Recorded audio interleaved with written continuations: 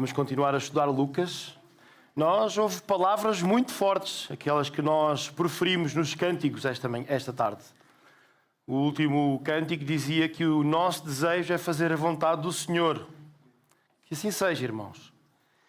Que as palavras que nós preferimos com a nossa boca, mesmo a cantar, que sejam verdadeiras na nossa vida. Semana passada nós tivemos uma lição sobre humildade, falámos do rei Uzias e terminámos o nosso estudo de Lucas no versículo 20 de Lucas 10. Nós agora vamos abrir Lucas 10 e vamos então começar ali no versículo 21. É verdade que hoje aquilo que é o foco da minha pregação é a parábola do bom samaritano, esta parábola tão conhecida, já tantas vezes pregada, já tantas vezes comentada, muitos livros escritos sobre esta parábola, mas, obviamente, como nós estamos a estudar Lucas de uma forma expositiva, entre aquilo que foi a semana passada, aquilo que nós acabámos de estudar e a parábola do bom samaritano, existem aqui 4 versículos que têm também de ser citados e realçados. E começa assim no verso 21, Lucas 10. E vamos estudar até o 24 e depois sim, eu vou entrar na parábola do bom samaritano. Diz, naquele momento Jesus, cheio de alegria por a ação do Espírito Santo, disse, agradeço-te, ó Pai, Senhor do céu e da terra, porque revelaste aos simples as coisas que tinhas escondido aos sábios e entendidos. Sim, Pai, pois foi essa a tua vontade. Meu Pai entregou-me tudo. Ninguém sabe quem é o Filho senão o Pai, e ninguém sabe quem é o Pai senão o Filho, e aqueles a quem o Filho quiser revelar. Virou-se de novo para os discípulos e disse-lhes, em particular, que felicidade a vossa por verem as coisas que veem. Digo-vos que muitos profetas e reis gostariam de ter visto o mesmo, mas não puderam, e de ter ouvido o que estão a ouvir, mas não ouviram. E nós vamos aqui falar, a minha ideia não é me debruçar muito sobre estes versículos, para depois nós podermos, a maior parte do nosso estudo ser na parábola do bom samaritano, mas nós podemos destacar aqui nestes 4 versículos 3 verdades. Em primeiro lugar, nós vemos aqui a soberania de Deus naquilo que é o processo da salvação. Esta aqui é a primeira vez que lemos nos Evangelhos que Jesus exulta de alegria. E é engraçado ver que a sua alegria não reside nos extraordinários milagres que ele tem feito, mas ele está alegre porque Deus é soberano no processo da salvação. Ele também está alegre porque ele dá a revelar, Jesus mostra de que o Evangelho, que pode ser confusão para os sábios e instruídos, é uma verdade simples, que Deus revela aos mais pequeninos e simples de entendimento. Nós vemos aqui às vezes pessoas que acabam por estudar muito, por ter muita formação, mas não entendem a verdade simples do Evangelho. E outras pessoas, por vezes pessoas que nem sabem ler e reconheceram Jesus como seu Senhor e Salvador. Porquê? Porque a compreensão do Evangelho, ela não depende da capacidade que nós temos de estudar melhor ou de tentar compreender. Ela vem por meio de revelação divina. É Deus que revela o Evangelho. É Deus que dá entendimento para que possamos compreender aquilo que é a obra da salvação. Em segundo lugar, nós vemos a dignidade de Jesus, aquele que revela o Pai. Jesus é aquele que dá a conhecer o Pai. Jesus é aquele que revela na sua totalidade aquilo que é o Pai. O Pai tudo confiou a Jesus. Só o Pai conhece Jesus plenamente. E só Jesus revela o Pai completamente. Jesus é a exata expressão do Pai. Queremos conhecer o Pai, olhemos para Jesus. Ele é a exegese do Pai. Só Jesus pode dar a conhecer o Pai. Então, se nós queremos compreender quem é Deus, se nós queremos compreender Deus, nós temos de dar o devido lugar na nossa vida a Jesus Cristo. Sem Jesus Cristo, nós jamais vamos compreender Deus, compreender a palavra de Deus. Jesus tem de ser central no nosso relacionamento com Deus. Jesus é central. Ele não é só aquele que é o autor e consumador da nossa fé, no sentido em que Ele foi aquele que é o autor da nossa salvação, mas é por meio dele que nós conhecemos o Pai. Quem é Deus? Conhecemos por meio de Jesus. E em terceiro lugar, a felicidade daqueles que estavam lidando com o facto de poderem privar com Jesus. Emanuel. Jesus felicita aquilo que é os seus discípulos, os seus obreiros, porque eles viram algo que os patriarcas, os sacerdotes, os profetas e reis não conseguiram ver. Eles viram o Jesus que foi anunciado por meio de profecias. Os seus discípulos viram Jesus na história presente. Aqueles que creram no Messias prometido, que ainda iria vir, os discípulos que estavam a lidar com Jesus, eles viram o Emanuel, Deus conosco, o Messias entre nós. É interessante ver que aqui podemos falar daquela frase que algumas semanas atrás eu falei, que o menor do reino de Deus é maior do que aquele que é o maior da antiga aliança. Nós podemos perceber que tanto os discípulos que privaram com Jesus, mesmo nós, temos tão mais informação, tão mais revelação do que aquilo que a revelação que os profetas e os sacerdotes tinham no Antigo Testamento. Por isso nós temos de estar felizes. E é isso que Jesus diz, que felicidade a vossa por verem as coisas que vêm. E nós também, que felicidade a nossa de podermos ter o cânon da Bíblia completo. Aquilo que é revelado, nós podemos perceber que as profecias que anteriormente alguns apenas pensavam que iriam se passar no futuro, nós hoje em dia, nós vemos que algumas dessas profecias se cumpriram no passado e outras irão se cumprir no futuro também. E é aqui que Jesus começa com uma parábola, que é a parábola do bom samaritano, como eu disse, tão conhecida, a partir do verso 25. Num diálogo que ele tem com um doutor da lei, com um fariseu, Jesus conta esta história. E diz assim o relato bíblico de Lucas 10, 25. Um certo doutor da lei, que queria experimentar Jesus, levantou-se e fez-lhe uma pergunta.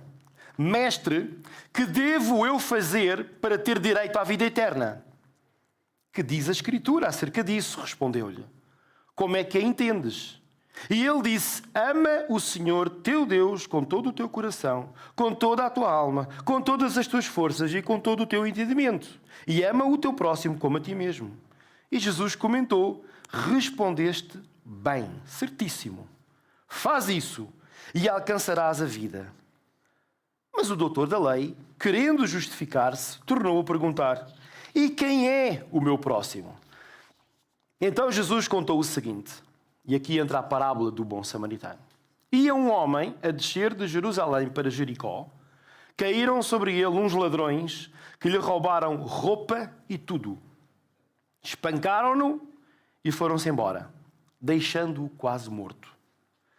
Por casualidade, descia um sacerdote por aquele caminho, quando viu o homem, passou para o outro lado. Também por lá passou igualmente um levita, que ao vê-lo se desviou. Entretanto, um samaritano que ia de viagem passou junto dele e ao vê-lo sentiu compaixão. Aproximou-se, tratou-lhe os ferimentos com azeite e vinho e pôs-lhe ligaduras. Depois colocou-o em cima do seu jumento, levou-o para uma pensão e tratou dele. No outro dia, deu 2 moedas de prata ao dono da pensão e mandou-lhe, cuida deste homem e quando eu voltar, pago de tudo o que gastares a mais com ele. Jesus perguntou então ao doutor da lei, qual dos 3 te parece que foi o próximo do homem assaltado pelos ladrões? E o homem respondeu, o que teve compaixão dele. Jesus concluiu, então vai e faz o mesmo. Irmãos, nós temos aqui então o cenário, um diálogo entre Jesus e este doutor da lei. Judeu, tradicional, fariseu, doutor da lei, que tinha o conhecimento daquilo que era a lei mosaica, e não só dos 10 mandamentos, mas de todos os pormenores daquilo que era a lei vivida pelo povo naquele tempo. Nós, em algumas traduções, quando o homem interpela Jesus e diz-lhe: mestre, o que devo fazer para ter direito à vida eterna? Algumas traduções dizem para herdar a vida eterna. Ora, uma herança, ela é dada, ela não é adquirida. Não há nada que alguém possa fazer alguma coisa para adquirir essa herança. Essa herança é dada porque a pessoa faz parte da família. É algo que a pessoa tem. Faz parte da sua identidade. A salvação não se ganha por intermédio do nosso esforço. Não é porque eu faça alguma coisa que tenho direito à salvação, que posso herdar a salvação.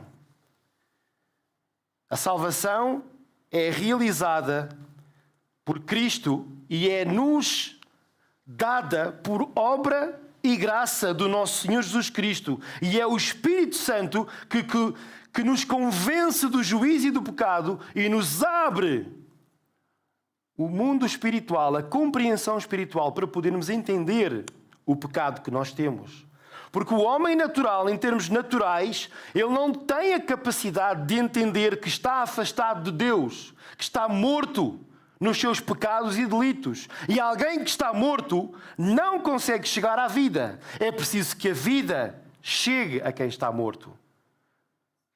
É verdade que a Bíblia também nos diz que pelo ouvir, pelo pregar, as pessoas vão ouvir, as pessoas vão ficar despertas, mas é pela ação do Espírito Santo, que é Ele que coloca em nós tanto o querer e o efetuar, para nós podermos falar daquilo que se passou connosco, da salvação que nos alcançou, e a partir daí o Espírito Santo vai começar a convencer outros para aquilo que é a obra do Senhor. Efésios 2, 8, 9 diz: porque é pela graça que estão salvos mediante a fé, e isto não é mérito vosso, é dom de Deus, não vem das obras para que ninguém se glorie. Irmãos, isto faz todo o sentido. Se dependesse das obras, nós iríamos ter uma espécie de competição e quem tivesse mais possibilidade a nível financeiro, por exemplo, poderia ganhar mais o favor de Deus porque poderia fazer mais obras. Mas Paulo, a carta aos Efésios, ele deixa claro, é pela graça, mediante a fé. É verdade, Deus olha o nosso coração e Ele vê a nossa fé. Mas o primeiro impulso é da vida para a morte. Jamais alguém que está morto e afastado de Deus pode sentir o desejo pela vida, porque está morto. O Espírito Santo, Ele provoca em nós este desejo. E mediante a fé que Ele vê, nos convence daquilo que é o juízo e pecado. E não é mérito nosso. Não há nada que nós fizéssemos que nos pudesse desculpar diante de Deus. Que nos pudesse dizer, Deus olhar para nós, tu, pelas tuas boas ações, estás perdoado.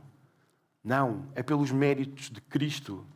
Foi Cristo na cruz, vivendo de uma forma perfeita, sendo o revelador do Pai, que morrendo na cruz, e nós depositando a nossa fé nesse sacrifício de Jesus, na pessoa de Jesus, aquele que é o revelador do Pai, conforme nós vemos no versículo que estudámos há pouco, do 21 ao 24. É Jesus que é aquele que revela ao Pai.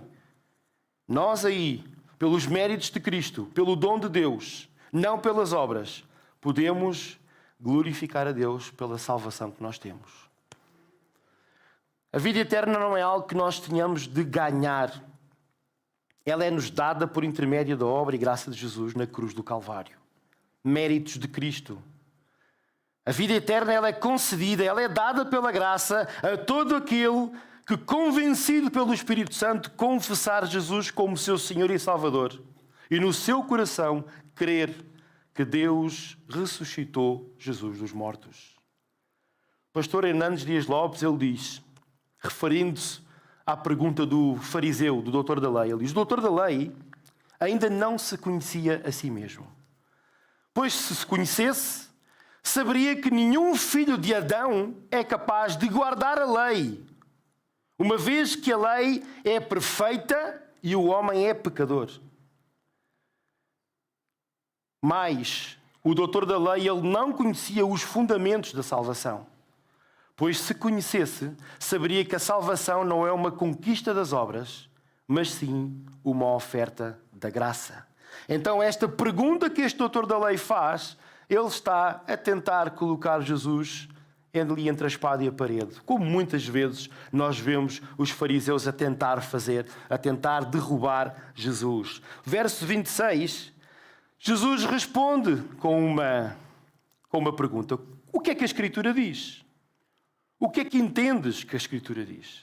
E o homem diz, cita os 2 mandamentos mais importantes daquilo que é a nossa prática religiosa. Ama ao Senhor teu Deus com todo o teu coração, com toda a tua alma, com todas as tuas forças e com todo o teu entendimento. E ama o próximo como a ti mesmo. E Jesus diz, respondeste muito bem, faz isso e alcançarás a vida. Que tamanha tarefa tinha aquele homem em fazer aquilo, em amar a Deus em todas estas áreas, todo o teu coração, toda a tua alma, todas as tuas forças, todo o entendimento, e amar o próximo como a ti mesmo. Timothy Keller, também conhecido pastor, ele diz, Jesus mostra ao homem a justiça perfeita que a lei exige, para que assim ele entendesse a sua incapacidade de cumpri-la. Jesus queria convencer aquele homem do seu pecado. Ou seja, Jesus, quando ele diz o que é que tu entendes, e o doutor da lei, como perito da lei, ele cita os 2 mandamentos da lei mais importantes, Jesus diz, é isso mesmo, vai e faz. Mas Jesus sabia claramente que aquele homem não era capaz de cumprir com a lei de uma forma perfeita. Porque aquele homem é pecador. A lei, irmãos, serve para nos mostrar que nós não temos outra saída senão nos debruçarmos diante de Cristo e pedir perdão a Cristo. Cristo foi aquele que cumpriu a lei. Nós não temos a capacidade, pela nossa força, de cumprir com a lei. A lei serve para nos mostrar que nós precisamos de Cristo. Aquele doutor queria saber o que deveria fazer para herdar a vida eterna. Ou seja, ele focou-se naquilo que era o seu comportamento, fugindo da graça do Senhor. Ele foi para o caminho das obras. Então Jesus respondeu-lhe, então tens que ser perfeito. Ou seja, tu tens de obedecer de uma forma plena à lei. E não basta obedecer a 99,9% da lei. Porque se tu falhas 0,001 da lei, tu és culpado. Daí a nossa necessidade de um Salvador. A nossa necessidade de Jesus Cristo. Quem pode guardar a lei de uma forma perfeita? Quem é apto para cumpri-la na sua totalidade?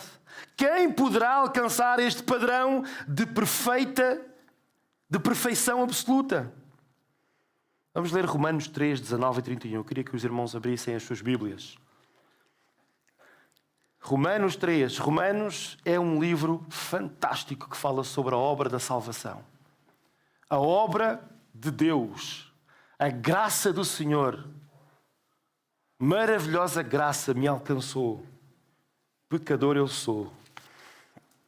Diz assim Romanos 3, 19, 31. Romanos 3, 19, 31. Ora, nós sabemos que tudo o que diz o livro da lei é para os que estão sujeitos à lei. Que todos se calem e não arranjem desculpas, e que o mundo todo se sujeita ao julgamento de Deus. Pois não é pelo cumprimento da lei que alguém é justificado por Deus. Pela lei, o que sabemos é que somos pecadores. Mas agora Deus mostrou-nos como é que as pessoas são justificadas por Ele, sem ser por meio da lei. E é a própria lei de Moisés e os profetas que provam isso. Deus faz com que as pessoas sejam justificadas por meio da fé em Jesus Cristo. É assim para todos os que creem em Jesus Cristo, sem haver diferença de pessoas. Todos pecaram e estão privados da glória de Deus. Mas pela sua bondade imerecida, Deus os justifica gratuitamente por meio de Jesus Cristo, que os libertou do poder do pecado. Deus fez com que Cristo, pela sua morte, se tornasse instrumento de perdão para os que creem nele. Foi assim que ele mostrou a sua justiça, não tendo, na sua paciência, castigado os pecados antes cometidos. Fê-lo para demonstrar a sua justiça no tempo presente, pois Deus é justo e justifica os que creem em Jesus. Onde está, portanto, o motivo para alguém se orgulhar? Não há motivo nenhum. Que razão poderia existir? Por cumprirem as exigências da lei? Não somente porque se tem fé. Não somente porque se tem fé. Nós consideramos que o homem é justificado pela fé e não pelo cumprimento das obras da lei. De outro modo, Deus seria apenas o Deus dos judeus. Não é Ele igualmente Deus de todos os outros povos? Claro que sim. Com efeito, há um só Deus que, por meio da fé, justifica tanto os judeus como os não-judeus. Quer isto dizer que, por causa da fé, nós negamos todo o valor à lei? De modo nenhum. Pelo contrário, nós reconhecemos à lei o seu verdadeiro valor. Compreendem, irmãos? A lei tem uma função. Ela serve para nos mostrar que nós não temos solução, exceto por intermédio de Jesus Cristo. Se ainda não entregou a sua vida a Jesus Cristo, se mesmo já pensa que entregou e tenta viver uma vida de boas ações, tentando cumprir com a lei, é um jugo pesado. Porque, irmãos, é impossível cumprir com a lei. Jesus diz: o meu jugo é suave. Fui eu que paguei o preço. Tentem viver um dia de cada vez, cumprindo aquilo que é a minha vontade.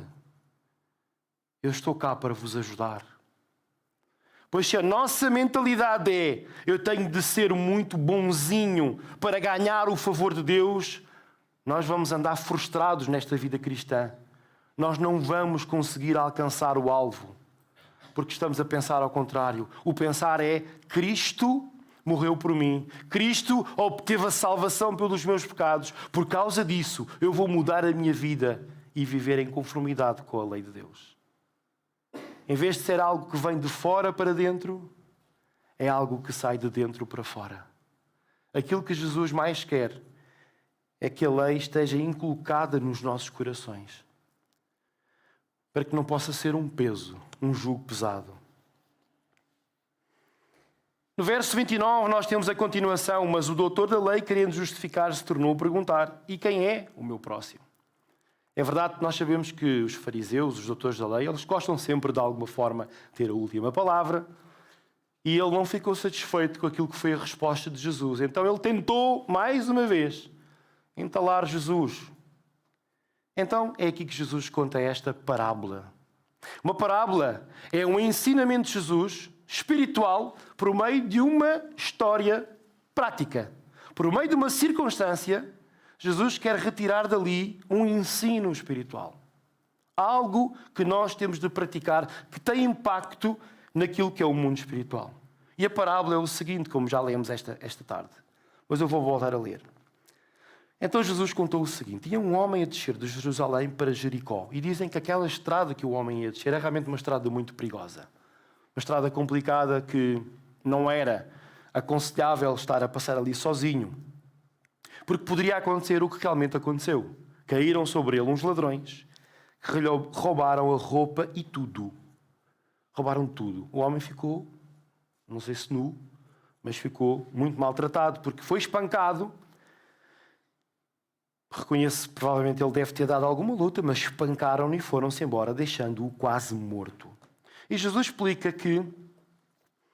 E Jesus, ele é fantástico, é perfeito, é perfeito. Jesus, na forma como fala, e já disse isto aqui, não há nada que saia da boca do Senhor que seja em vão. O Senhor tem sempre alguma coisa com um objetivo. com uma intenção. E começa a dar o exemplo de um sacerdote, um líder religioso. Alguém que tinha a função de ser o representante de Deus no meio do povo. A quem o povo se iria dirigir para lhe dizer: olha, intercede por nós. Tu és o sacerdote, és alguém que estás aqui para representar Deus no nosso meio. E havia certas tarefas na situação, no dia-a-dia religioso, que eram únicas do sacerdote, como ir ao templo, como estar lá a fazer as práticas religiosas, que nós, não vou agora estar aqui a falar, mas eram algumas. Mas era alguém que tinha que ser um exemplo, alguém que tinha que ser uma referência naquilo que era o mundo religioso da altura. E Jesus, ele está a falar para um fariseu. E o fariseu sabe bem quem é um sacerdote. Ele sabe bem as funções, aquilo que aquele homem representava. E Jesus diz: por casualidade, por acaso, descia um sacerdote por aquele caminho, quando viu o homem que foi maltratado pelos ladrões, passou para o outro lado. Ele viu o homem no passeio e, diante daquela circunstância, ele passou para o outro lado. Ele não quis dar-se ao trabalho de poder perceber o que se passava. Provavelmente estava muito ocupado, tinha os seus afazeres no templo, tinha as suas responsabilidades e então não se deu ao trabalho de. Depois, Jesus pega num outro personagem da parábola, ele diz: também passou por lá igualmente um levita. Levita, da tribo de Levi, eram aqueles que tinham responsabilidade de trabalhar no templo. Muitas das vezes eram eles que dirigiam os louvores, a parte do louvor, da música, tratavam da parte prática do templo. Alguém religioso também. Alguém que estava a trabalhar a tempo inteiro naquilo que era os afazeres religiosos. E o que é que o levita fez? Ao vê-lo, ao ver aquele pobre homem lá maltratado, talvez até a gemer, muito pouco vestido, ele desviou-se daquele homem. Passou ao largo. Eu acredito que o próprio doutor da lei, ele estava bem consciente de quem era um levita. Eu não sei qual é que foi os sentimentos que aquele doutor da lei estava a ter com aquela história, mas não deveriam ser muito bons. Porque eu próprio devo entender que ele próprio, o doutor da lei, poderia estar a ser visado também, porque Jesus estava a citar religiosos da altura, líderes da altura. Até que, e aqui é que Jesus dá quase como uma última machadada no pobre doutor da lei, um samaritano, irmãos. Nós temos de compreender bem quem eram os samaritanos e a relação que havia entre os judeus e os samaritanos. Que era uma relação de xenofobismo. Eles não se toleravam. Os samaritanos eram descendentes de quando o povo acabou por ser levado cativo para algum outro, como Babilónia, como outros, e depois retornava. Alguns deles, alguns dos judeus, acabaram por casar com pessoas, com mulheres com homens de outros povos. E depois eram mistos. Então eram judeus, mas eram judeus mistos com outros que acabaram por não ser puros naquilo que era a sua nacionalidade judaica. Então eram considerados alguém que não tem valor. Não queremos nos relacionar com esses samaritanos. E Jesus pega no samaritano de Samaria, que ia de viagem, passou junto ao homem, e ao vê-lo, sentiu compaixão. Compaixão. Nós já vamos ver em mais pormenor o que é que esta compaixão em termos práticos fez. Mas o que é que nós podemos aprender com esta parte da parábola que eu citei? Não é por seres líder religioso ou mesmo religioso, frequentador de igreja, seja ela qual for, que estás com a atitude certa. O facto de seres religioso não significa que estás com a atitude certa. O sacerdote e o levita, que são aqui aqueles que representam esta classe de religiosos da época, eles não tiveram compaixão, não tiveram prática de amor coincidente com aquilo que era a regra de fé religiosa. A vida dos religiosos não estava a bater certo com aquilo que era a prática que deveria ser vivida. Havia ali um contrassenso, algo contraditório. Então, irmão, vigie a sua vida. Não significa porque anda na igreja, faz os seus afazeres ministeriais. Não é por ser líder de algum ministério ou mesmo pastor que está com a atitude certa.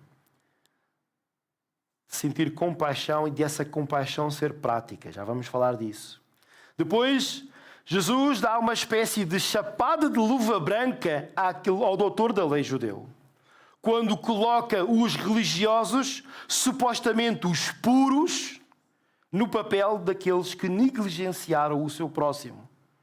E quando coloca no papel ilustre daquele que pratica aquilo que deveria ter sido a prática dos religiosos, um samaritano, com tudo o que isso implica de xenofobismo para com aquilo que era o relacionamento dos samaritanos e dos judeus. Em terceiro lugar, o amor. Nós compreendemos que o amor tem de ser algo prático. O amor verdadeiro é mostrado de uma forma prática, sem necessariamente que se possa ganhar algo em troca do outro, que é o alvo do amor. E aqui aquilo que nós vemos no coração do samaritano é... Às vezes eu penso naquela situação da parábola.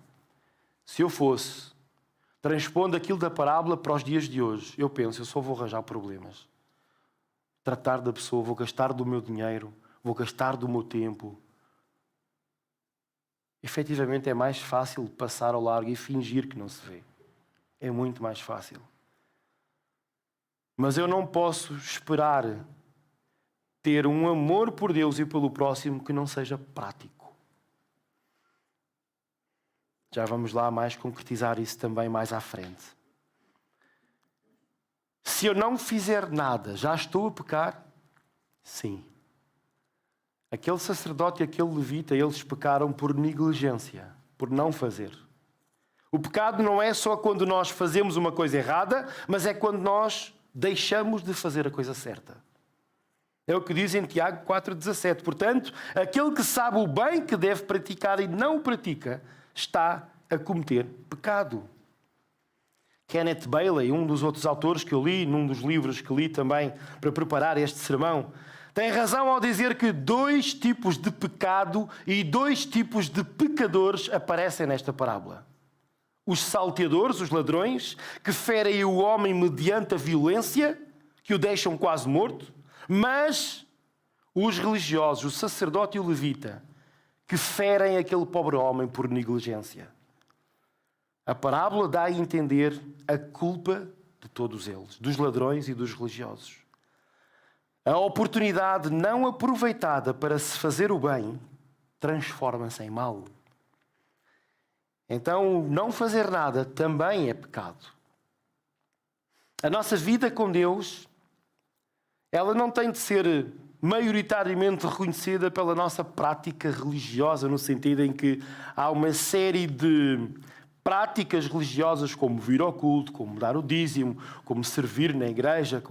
Ela não tem de ser reconhecida maioritariamente por isso. A nossa vida com Deus tem de ser reconhecida pela prática do amor que nós temos ao nosso próximo. Porque a prática religiosa, ela tem a tendência para ser exterior, para os outros verem. Ah, aquele irmão faz muito, aquele irmão dá muito. E as pessoas começam a valorizar e a pessoa começa a sentir-se valorizada no meio de um grupo. A prática do amor, ela tem que ser levada a cabo mesmo quando ninguém está a ver. Mesmo quando não há espectadores, nós temos de amar. Nós temos de ir ao auxílio das pessoas que estão a necessitar. E amamos porque Deus nos amou primeiro. Amamos porque fomos alcançados pelo amor de Deus. Irmãos, se nós não estivermos cheios do amor de Deus, Nós não vamos conseguir amar, porque amar pela nossa própria força, nós não vamos conseguir. Nós temos que estar cheios do amor de Deus, para que esse amor possa transbordar para com os outros. Sentimos compaixão pelos perdidos, porque Jesus sentiu compaixão pelos perdidos. E nós, que estávamos perdidos nos nossos pecados e delitos, fomos salvos. E nós queremos que Jesus salve outros também. A parábola do bom samaritano, ela usa elementos físicos para explicar o processo de restauração daquele homem, vítima dos maus tratos dos ladrões, que foi vítima, que foi deixado quase morto pelos ladrões e não fizeram nada os religiosos, pela negligência dos religiosos. Mas eu também acredito que a aplicação desta parábola vai para além daquilo que é o físico. Ela alcança o espiritual. Quantos homens pobres, nus, que foram quase deixados mortos pelo pecado, se cruzam connosco diariamente. Homens e mulheres que foram maltratados pelo pecado, divórcio, suicídio na família, revolta dos filhos contra os pais. E as pessoas estão completamente destruídas. É verdade que aquele homem que estava ali era algo físico. Mas não, eu quero transportar aquela realidade física para aquilo que é os corações das pessoas que estão completamente maltratados pelo pecado. E aí, quando nós nos cruzamos com essas pessoas, o que é que nós fazemos? O que é que nós fazemos? Passamos de largo? Ou, e aqui sim, quero ler agora a partir do verso 33, que diz assim: entretanto, um samaritano que ia de viagem passou junto dele e, ao vê-lo, sentiu compaixão. Aproximou-se, tratou-lhe os ferimentos com azeite e vinho e pôs-lhe ligaduras. Depois colocou-o em cima do seu jumento, levou-o para a pensão mais próxima e tratou dele. No outro dia, deu 2 moedas de prata ao dono da pensão e mandou-lhe: cuida deste homem, e quando eu voltar, pague tudo o que gastares a mais com ele. Irmãos, vejam as atitudes deste samaritano. Sentiu compaixão, aproximou-se, tratou-lhe os ferimentos com medicamentos da altura, com meios de cura da altura, o azeite e o vinho. Hoje poderíamos pôr o betadine, o desinfetante. Pôs-lhe ligaduras, colocou em cima do jumento. Né? Nós já não andamos de jumento, mas temos os nossos carros, temos a nossa moto, temos o nosso meio de transporte. Levou-o para uma pensão. Hoje em dia também há pensões, mas há hotéis, há a nossa própria casa. Tratou dele, passou a noite com ele, passou a noite toda com aquele homem ferido, a cuidar dele. Ele deu 2 moedas de prata ao dono da pensão. Ele pagou do seu dinheiro para tratar aquele homem. Até que ponto é que eu estou disposto, dos meus recursos que Deus me dá, de contribuir para que o outro que está dilacerado pelo pecado, ele possa encontrar ali alguém que lhe dá a conhecer o que é compaixão, lhe dá a conhecer quem é Jesus. E ele anda aquilo que é a 2ª e 3ª milha, pediu ao dono da pensão para tratar dele, que ele pagaria todas as despesas inerentes a esse trabalho. Irmãos, mas que exemplo! E isto com a agravante de que provavelmente este homem, sendo samaritano, ele seria vítima de xenofobismo, provavelmente até por parte daquele homem que estava lá, caído. Nós não temos informação sobre a nacionalidade daquele homem que foi maltratado, mas era muito provável que ele fosse judeu. E imaginem alguém que é samaritano, que vê um judeu caído, lá quase a morrer. Eu penso que o samaritano, se não fosse no contexto da parábola de Jesus Cristo para explicar uma verdade espiritual, o samaritano lá ainda lhe ia dar mais umas quantas, para ver se ele morria mesmo.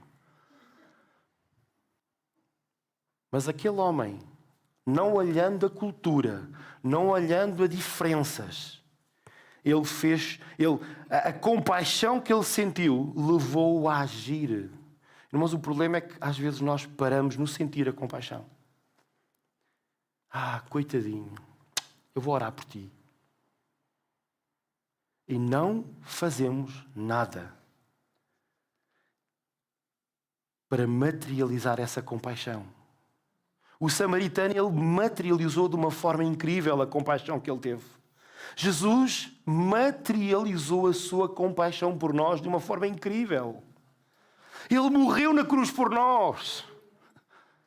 Mais do que materializar esta compaixão que Jesus teve por nós, Jesus poderia estar no céu, no seu cantinho lá, usufruindo de todos os direitos de ser Deus. Mas ele materializou a sua compaixão, desceu à terra e morreu por nós. Morreu na cruz por nós. Isso tem de nos levar não só a sentir compaixão pelos outros, mas a materializar essa compaixão. Em termos físicos, nós temos ajudado os nossos irmãos, mas e em termos espirituais? Há quanto tempo eu não prego o Evangelho a alguém? Nós temos uma tendência mais fácil de poder perceber as necessidades físicas da pessoa, mas provavelmente aquilo que mais está a derrubar a pessoa são as suas necessidades espirituais. O facto de ela precisar de Cristo. O que fazemos no nosso dia-a-dia para estar à disposição de sermos usados por Deus para que o Evangelho chegue aos perdidos e aos maltratados pelo pecado? Usamos do nosso tempo. Vejam a quantidade de tempo que este homem, que estava em viagem, provavelmente era um homem de negócios, um homem que tinha mais do que fazer, mas ele viu ali uma prioridade. Uma prioridade. As pessoas que estão destruídas pelo pecado, a clamar por salvação, elas têm de ser a nossa prioridade. Têm de ser a nossa prioridade. Usamos nós os nossos recursos. O azeite, o vinho, eram coisas caras, irmãos, no tempo deles. Ainda hoje é, né? Nós sabemos, o azeite e o vinho são coisas caras. Mas ele usou dos seus recursos, do seu meio de transporte, para poder levar aquele pobre homem a uma cura, a um restabelecer da sua saúde física. O que nós fazemos para levar as pessoas à cura espiritual? Dá trabalho? Dá muito trabalho. Não imaginem que o samaritano não teve trabalho nenhum, ele teve muito trabalho. Era muito mais fácil fazer como o sacerdote ou o levita, de passar de largo e não quer saber, eu tenho muita coisa para fazer, eu vou para a igreja servir. E aquela oportunidade que tu tens de estar ali a trazer Jesus à vida daquele teu conhecido, daquele teu amigo, tu perdes a oportunidade porque tu entendes que dá muito mais trabalho. E nós não queremos sair da nossa zona de conforto. Imaginem o que seria de nós se Jesus não saísse da sua zona de conforto. Estaríamos perdidos, irmãos. Temos de fazer uma avaliação da nossa vida. Quem somos nós nesta parábola? Será que nós ainda estamos a ser como os ladrões, que maltratamos os outros com o nosso mau caráter e o nosso pecado? Nós não dominamos a nossa língua, nós matamos os outros, nós espancamos os outros e deixamos o coração dos outros de rastos com aquilo que é as nossas ações, as nossas palavras. Será que nós somos os ladrões nesta parábola? Será que temos sido usados pelo inimigo para abrir divisão naquilo que é o exército da igreja do Senhor? Cuidado, irmãos, que nós não sejamos os ladrões, o papel dos ladrões. Será que nós temos sido os sacerdotes ou os levitas, os religiosos desta terra, por meio de algumas ações realizadas no contexto de igreja, limpamos a nossa consciência e nos desculpamos, porque não temos mais tempo e até já demos o nosso dízimo, não tenho mais dinheiro para isso. Nem tempo, nem disponibilidade, nem recursos para viver o amor de Cristo de uma forma prática. Irmãos, que nós sejamos achados por Deus como os samaritanos, como o samaritano, que por meio de uma vida dedicada a Deus, aquele homem foi usado por Deus para o restauro completo daquele pobre homem que foi maltratado, para o louvor da glória do nosso Senhor. Que nós possamos ser como o samaritano, irmãos. Vamos orar. Senhor, ajuda-nos a entender a Tua palavra, Senhor, a profundidade da Tua palavra, Senhor. Perdoa-nos quando nós não honramos o Teu sacrifício, Senhor. Nós não entendemos bem aquilo que se passou na esfera espiritual quando Tu vieste à terra para te tornares como um de nós. Tu saíste da tua zona de conforto, saíste de um local onde tu tinhas tudo. Tu és o Criador de todas as coisas. Todas as coisas foram criadas por Ti, por meio de Ti e para Ti, Senhor. E Tu te entregaste por amor a nós. Tu sentiste compaixão por nós e essa compaixão levou-te à obra da salvação. E nós estamos gratos por isso, Senhor. Se de outra forma nós estaríamos perdidos. Nós percebemos que por intermédio da lei nós estaríamos perdidos.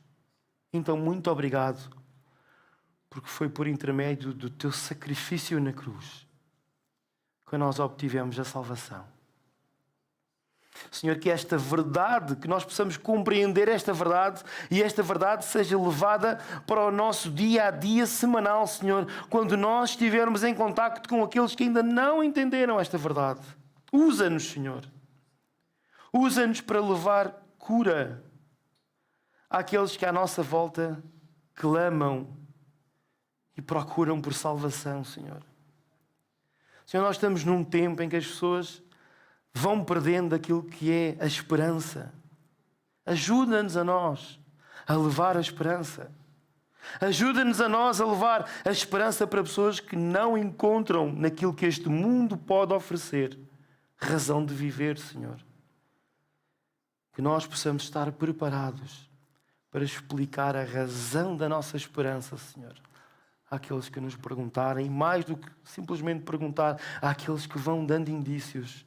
Ajuda-nos a estar atentos aos indícios, atentos aos sinais, porque Tu vais colocando diante de nós oportunidades para nós sermos usados por Ti, para que Jesus Cristo seja revelado como Senhor e Salvador das pessoas que nos rodeiam até aos confins da terra, Senhor. Te agradecemos o tempo que tivemos aqui, Senhor. Ajuda-nos a pensar nisto durante a semana. Ajuda-nos a viver isto durante a semana.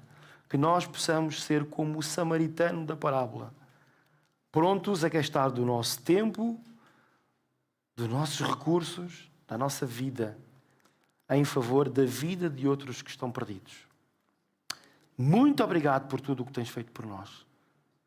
Em nome de Jesus Cristo. Amém, Senhor. Amém, Pai. Irmãos, muito obrigado pela vossa presença. Que o Senhor vos possa abençoar grandemente. Que o Senhor vos abençoe. Boa semana.